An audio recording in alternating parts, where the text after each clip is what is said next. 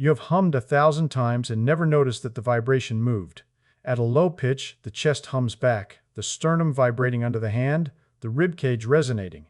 At a high pitch, the chest goes silent and the cheekbones buzz. The vibration climbs from one cavity to another, and the anatomy inside each cavity, different nerves, different surfaces, different physiology, receives an oscillation the other cavity never delivered.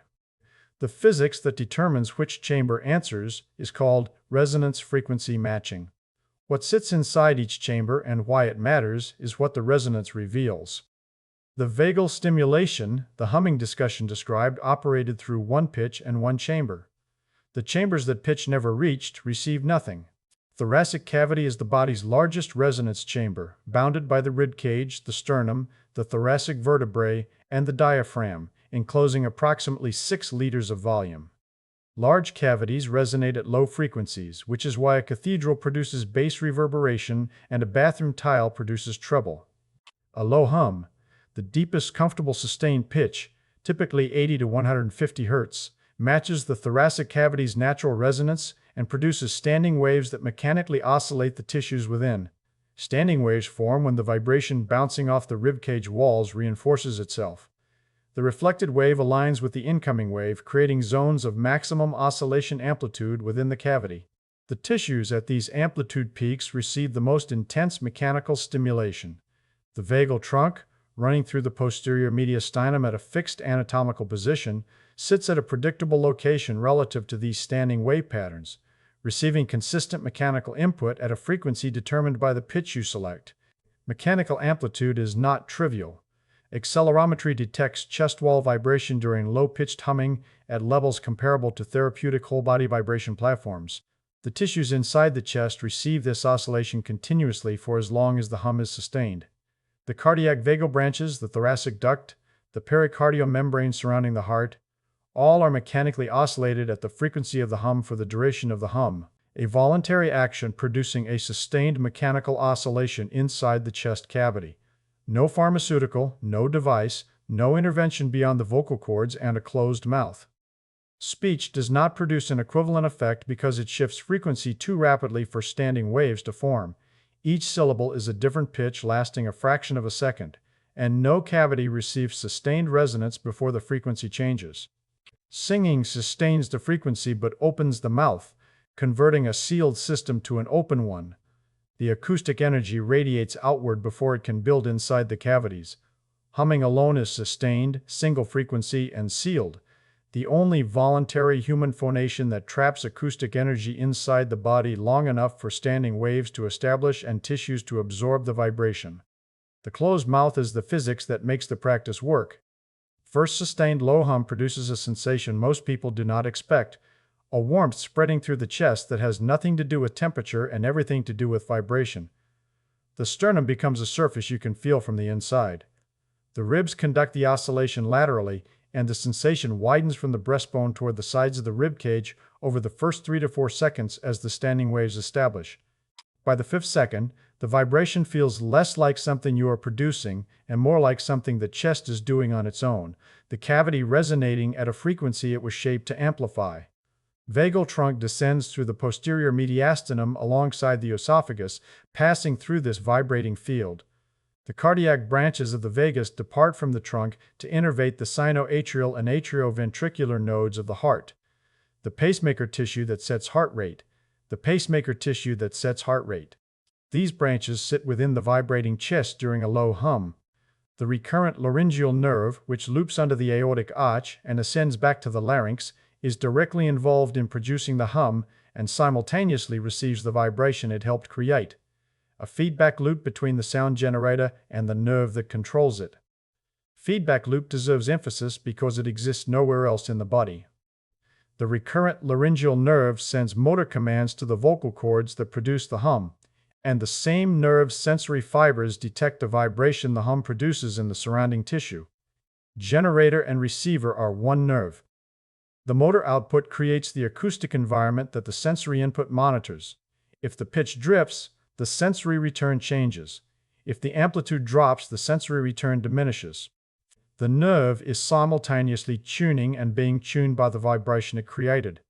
a closed-loop acoustic system with no equivalent in any other voluntary human action. The system is self-tuning. If the pitch drifts away from the cavity's resonant frequency, the sensory return diminishes and the motor output adjusts to restore the match. You experience this as the hum settling into its optimal pitch after a few seconds, the note stabilizing at the frequency where the vibration feedback is strongest. The nerve finds the resonance automatically because the resonance is the signal it monitors. Heart rate variability increases measurably within 90 seconds of sustained low-pitched humming, as Kalyani and colleagues documented in the International Journal of Yoga, showing increased high-frequency power on spectral analysis, the direct marker of cardiac vagal tone. The parasympathetic shift begins within the first 5 seconds of the low hum and builds cumulatively across the sustained phonation. Whether the shift is driven specifically by mechanical vibration of the cardiac vagal branches, by the laryngeal nerve's direct involvement in phonation, or by the respiratory entrainment that sustained humming produces, has not been fully isolated. What is measured? Low-pitched humming shifts cardiac autonomic balance toward parasympathetic dominance. What you feel? The heart rate drops slightly within the first 10 seconds, not dramatically, but enough that the pulse in your neck or wrist slows perceptibly. The breath deepens spontaneously on the inhalation following the hum. The shoulders may drop a centimeter. The jaw unclenches. These are not separate relaxation responses. They are downstream consequences of the parasympathetic shift the thoracic vibration initiated. The vagus nerve innervates all of them. When vagal tone increases, all of them respond because the nerve reaches all of them. What the resonance physics predicts? The structures within the vibrating chest cavity receive the vibration because they sit inside the resonating chamber. Respiratory entrainment itself is significant. Sustained humming forces a long, slow exhalation. The hum can only be produced during the expiratory phase of breathing. A 10-second hum is a 10-second exhalation, which shifts the inhalation to exhalation ratio toward expiratory dominance. Expiratory dominant breathing activates the parasympathetic nervous system independently of any vibration effect. The baroreceptor response to sustained positive intrathoracic pressure during exhalation produces a reflexive reduction in heart rate through vagal activation. The low hum may therefore stimulate the cardiac vagal branches through two simultaneous mechanisms: the mechanical vibration of the thoracic cavity and the respiratory entrainment of a prolonged exhalation. Both are measured. Neither has been subtracted from the other to isolate relative contribution. The practical consequence is that the low hum delivers a double intervention, the vibration and the breath pattern operating through different physiological pathways toward an identical parasympathetic outcome. The cardiac vagal branches receive mechanical oscillation from the thoracic standing waves. The baroreceptors in the aortic arch receive sustained positive pressure from the prolonged exhalation. Both signals converge on the nucleus tractus solitarius in the brainstem, which integrates them into a single parasympathetic output that slows the heart rate and increases beat-to-beat variability. Two inputs, one output, both delivered by the act of sustaining a low-pitched hum. Now, the sinuses, because what happens in the skull at high frequencies involves different physics entirely. Paranasal sinuses are air-filled cavities in the skull bones surrounding the nasal cavity. The maxillary sinuses behind the cheekbones, the frontal sinuses behind the forehead, the ethmoid and sphenoid sinuses deeper in the skull base. Their volumes are small, combined capacity under 50 milliliters in most adults. Small cavities resonate at high frequencies, which is why a whistle is high-pitched and a tuba is low-pitched. Comfort is the acoustic optimization point. Straining beyond the comfortable range produces muscular tension in the larynx that dampens the resonance the hum is supposed to generate. The vocal cords work against the surrounding muscles instead of with them, and the acoustic energy dissipates into muscular resistance rather than propagating into the sinus cavities. The highest pitch that can be sustained without strain is the pitch that delivers maximum resonance to the sinuses. A high hum. The highest comfortable sustained pitch, typically 250 to 500 Hz, matches the natural resonance of these small cavities and produces vigorous air oscillation within them. Oscillating air column does something measurable. Nitric oxide, produced continuously by the epithelial lining of the sinuses, accumulates in the sinus cavities between breaths. During quiet breathing, the nitric oxide drains slowly through the ostia, the narrow drainage openings connecting each sinus to the nasal airway. During humming at sinus resonant frequencies, the oscillating air column creates a pumping action that sweeps the accumulated nitric oxide out through the ostia and into the nasal airway in a single exhalation, as Lundberg and colleagues measured at the Karolinska Institute, reporting a 15-fold increase in nasal nitric oxide output during humming, compared to quiet exhalation, published in the American Journal of Respiratory and Critical Care Medicine. Pumping mechanism is elegant in its simplicity. During quiet breathing, nitric oxide diffuses passively through the ostia into the nasal passage. During humming at sinus resonant frequencies, the air column inside each sinus oscillates back and forth through the ostium at the humming frequency. Each oscillation cycle pushes a small volume of nitric oxide-rich air outward. Multiplied across hundreds of cycles per second for 10 seconds of sustained humming, the cumulative volume of nitric oxide swept into the nasal airway vastly exceeds what passive diffusion achieves. Ostium diameter determines the pumping efficiency. Wider ostia allow more air exchange per oscillation cycle. Narrower ostia restrict the flow, but the acoustic pressure still forces oscillation through the narrowed opening, which is why the pumping action remains effective even in sinuses with age-related ostial narrowing, and why the relief from chronic congestion after sustained high-pitched humming is not placebo but physics. The pumping action does more than flush nitric oxide. The oscillating air column creates pressure differentials across each ostium that physically transport mucus, the fluid dynamics of a piston pump operating at acoustic frequencies. Mucus that accumulated in the sinus cavity during hours of quiet breathing is driven through the ostium by the oscillation that swept the nitric oxide. The drainage is mechanical, not chemical. The vibration moves the fluid the way a washing machine agitates water through fabric, using oscillating pressure rather than gravity or ciliary beating alone. Nitric oxide concentration in the nasal airway remains elevated for several minutes after the humming stops. The sinuses continue releasing the gas loosened from the mucosal surface during the oscillation. The antimicrobial effect persists beyond the hum itself because the nitric oxide molecules continue their bacteriostatic activity until metabolized or exhaled. A 10-second high-pitched hum produces a nitric oxide elevation lasting 2 to 3 minutes, a pharmacological window from a frequency the vocal cords produced for free, requiring no equipment and no preparation beyond the decision to hum. Sinuses were producing the gas continuously. The hum delivered what was already there. 15-fold, not 15%. 15 times the baseline concentration of a gas that dilates pulmonary blood vessels, improves oxygen exchange in the lungs, and acts as an antimicrobial agent in the upper airways. At the concentrations produced during sinus resonance, it inhibits viral replication and bacterial growth on the mucosal surfaces of the upper airway, the first line of immune defense for every pathogen entering through the nose. The sinuses that drain poorly accumulate bacteria in the stagnant mucus.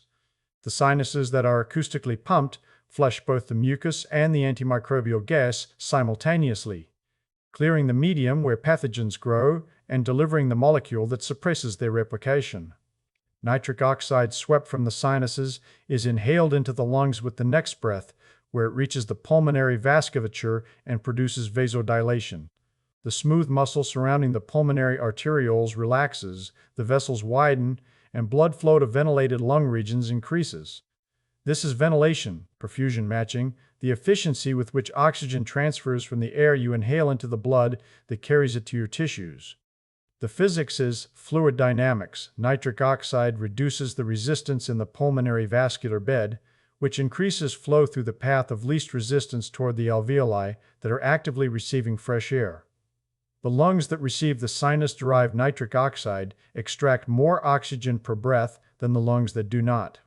You now know what vibrates at the low pitch and the high pitch, the chest and the sinuses, two chambers producing two entirely different physiological responses through two entirely different mechanisms.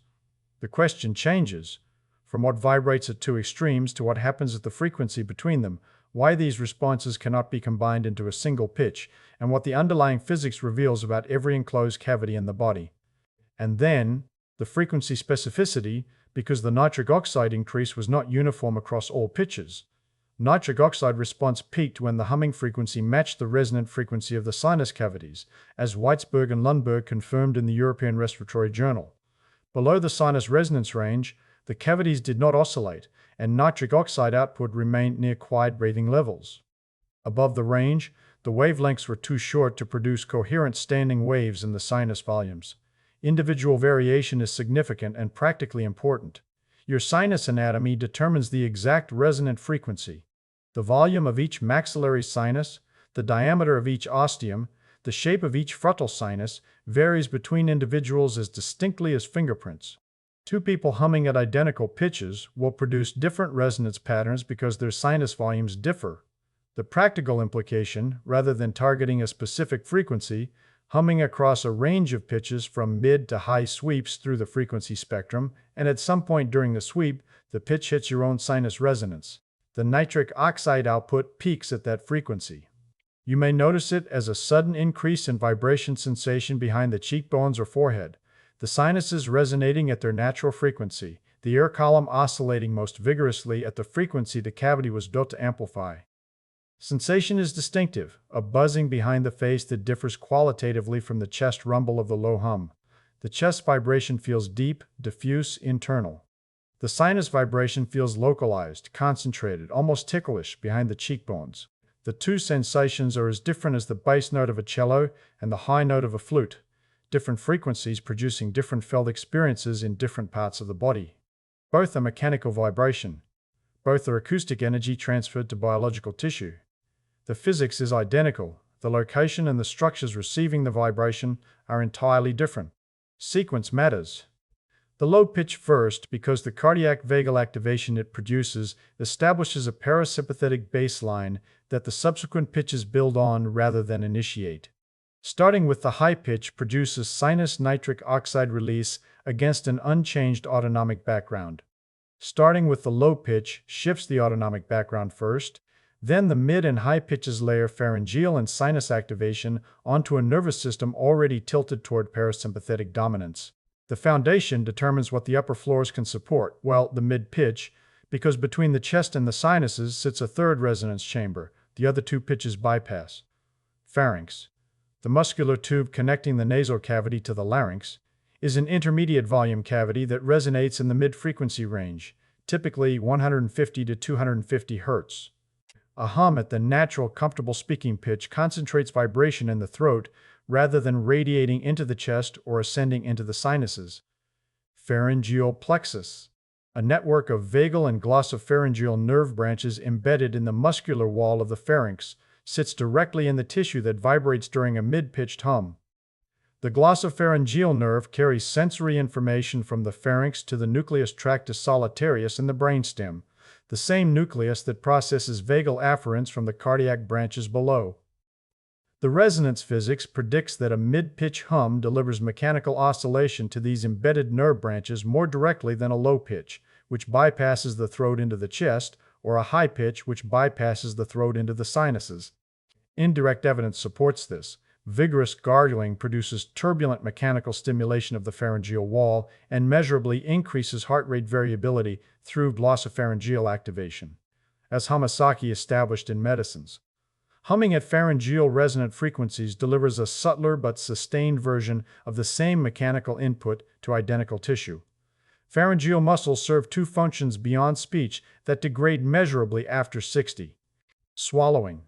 The coordinated contraction of pharyngeal muscles that propels food from the mouth to the esophagus while sealing the airway against aspiration depends on muscle tone and neural coordination that both decline with age. The voice that became quieter after 50, that lost its projection and its carrying power, partly reflects pharyngeal wall laxity. The muscular tube that shapes vocal resonance losing the tone that shaped it. The mid-pitch hum vibrates these muscles directly, delivering mechanical stimulation to tissue that is receiving progressively less tonic neural input with each decade. The stimulation is not a cure for dysphagia or vocal decline. It is sustained mechanical input to a muscular tube whose resting tone determines how effectively it swallows and how clearly it projects. Throat answered a frequency neither neighbor could claim, the chamber between the chest and the skull, vibrating its own nerve branches in its own muscular walls. Now, the unifying principle, because the three chambers follow identical physics with different parameters. Every enclosed air cavity has a natural resonant frequency determined by three variables: the volume of the cavity, the stiffness of its walls, and the diameter of its opening. A guitar body amplifies certain frequencies because its volume and geometry match those frequencies, and attenuates every frequency that does not match. When the frequency of the sound source matches the natural frequency of the cavity amplifies the vibration. When the frequencies do not match, the cavity remains relatively inert. The human body contains three stacked resonance chambers along a vertical axis, each with a different volume and therefore a different natural frequency. Thoracic cavity, approximately 6 liters, resonant in the 80 to 150 Hz range. Pharynx, approximately 50 to 100 milliliters during phonation, resonant in the 150 to 250 to 250 Hz range. Paranasal sinuses, combined volume under 50 milliliters, resonant in the 250 to 500 Hz range. Volume determines frequency. Frequency determines which chamber amplifies. The chamber determines which anatomy receives the vibration. The second pitch reached a chamber I had been ignoring for years, the high hum sending vibration into sinuses where the low hum never reached, the chronic morning congestion clearing within the first week through nothing more than a frequency shift from sternum to cheekbones. The nitric oxide increase was not an abstraction. It was the difference between sinuses that drained poorly through narrowed ostia and sinuses that were acoustically pumped open by an oscillating air column at the frequency they were built to amplify. Resonance extends to every enclosed cavity in the body. But these three are the chambers. Voluntary humming can reach and control the vocal cords sitting at the junction between them, delivering vibration in whichever direction the selected frequency propagates. And then, the age gradient, because the chambers change dimensions over decades and the physics shifts with them. Sinus ostia narrow with age. Chronic low-grade inflammation, mucosal thickening, and reduced ciliary clearance progressively reduce the drainage openings connecting the sinuses to the nasal airway. Narrower ostia shift the resonant frequency of the sinus cavity slightly and reduce baseline nitric oxide ventilation from the sinuses into the lungs. The chronic congestion, the postnasal drip, the reduced sense of smell, familiar experiences after 55, partly reflect sinuses whose ostia no longer drain efficiently at rest. High-pitched humming at sinus, resonant frequencies physically oscillates the air column through the narrowed ostia, creating a pumping action that clears mucus and sweeps nitric oxide into the airway despite the reduced opening. Cardiac vagal tone declines approximately 1% per year after 30, as Bernardi and colleagues demonstrated in the British Medical Journal, establishing the progressive loss of parasympathetic cardiovascular regulation with age. The low-pitched hum that produces thoracic vibration and cardiac vagal activation becomes proportionally more consequential as the baseline tone it supplements is declining. A 1% annual decline means the 55-year-old has roughly 25% less cardiac vagal tone than they had at 30, 1% per year for 25 years. The arithmetic is simple and the consequences measurable. The heart that responded to vagal input with flexible variable beat-to-beat timing at 30 responds with progressively more rigid, less variable timing by 55.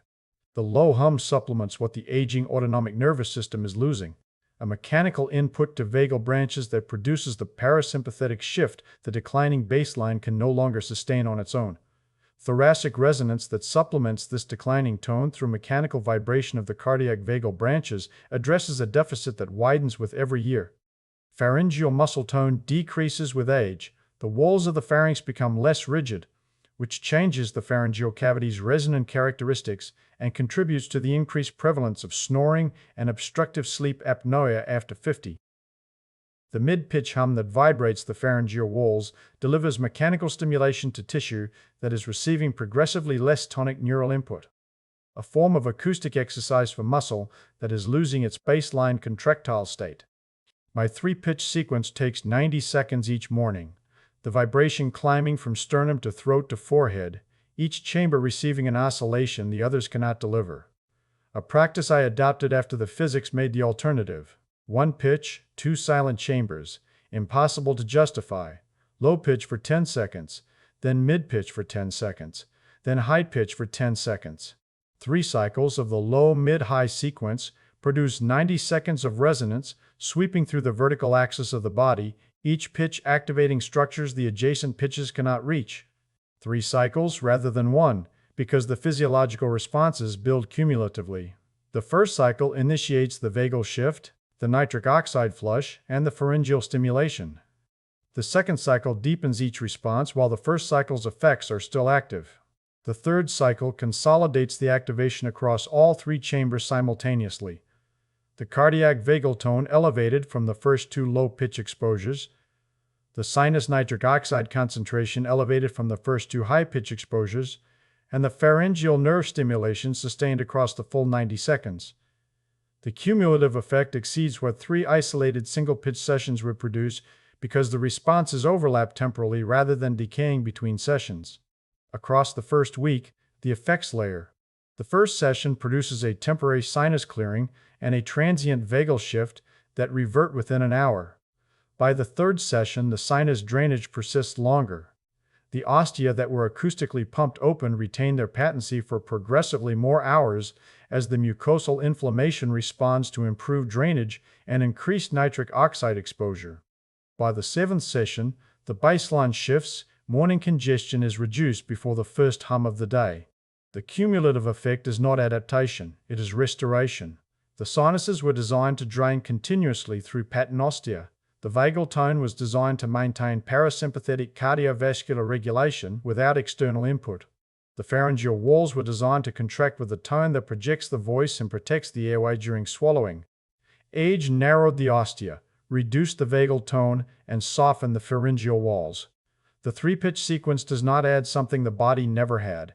It restores mechanical inputs the body was receiving from other sources, physical activity, vocal use, unobstructed breathing, that decades of sedentary indoor life progressively removed. The 3-pitch sequence takes 90 seconds. The chambers it reaches took millions of years to evolve. The mismatch between the time the practice requires and the time the body spent building the resonance architecture is the clearest measure of how little input the system needs to respond. For anyone with diagnosed sinus pathology, active ear infections, or temporomandibular joint dysfunction, discuss the sustained phonation protocol with your physician. The acoustic pressures the high-pitched hum generates in the sinus cavities are genuine and should be introduced under appropriate guidance. Body was built as a resonance instrument. 3 cavities stacked along a vertical axis, each tuned to a different frequency by its volume, each containing structures that respond to mechanical oscillation through physiology the adjacent cavities cannot access. The vocal cords sit at the junction between them, capable of producing any frequency from the chest bass range to the sinus's treble range, capable of sealing the system with a closed mouth, capable of sustaining a single note long enough for standing waves to establish and tissues to absorb the vibration. The instrument was always complete. The input it required was frequency selection, not 1 pitch but 3, sweeping the resonance window through every chamber the body shaped to amplify it. 1 pitch was always 1 chamber. The vibration reaches what 1 pitch left silent.